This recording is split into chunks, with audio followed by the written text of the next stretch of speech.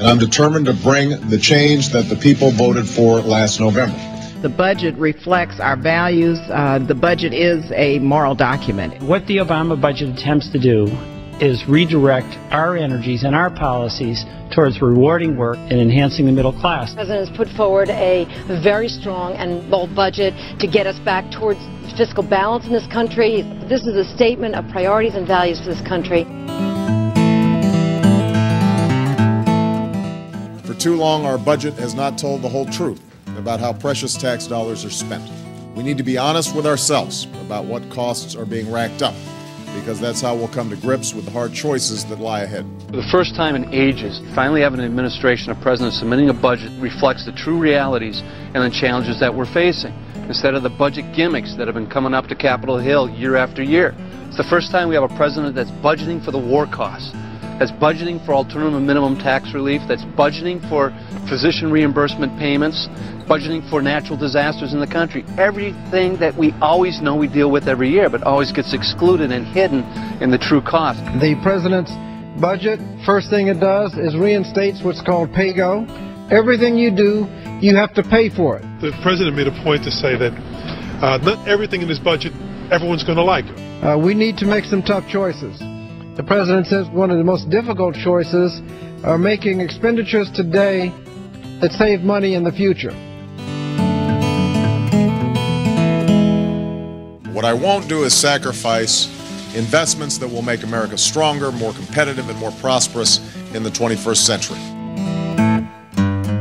President Obama submitted a budget that expresses his commitment to transforming health care in America. Quote, constraining costs, expanding access, and improving quality, unquote. The economic crisis we face is not a cause for delay. It is an argument for comprehensive reform. The need for action couldn't be clearer. Over half of all Americans are doing without medical care because of high costs. Emergency rooms are being forced to turn away patients, and businesses that cover their workers are struggling to be competitive in the face of rising premiums.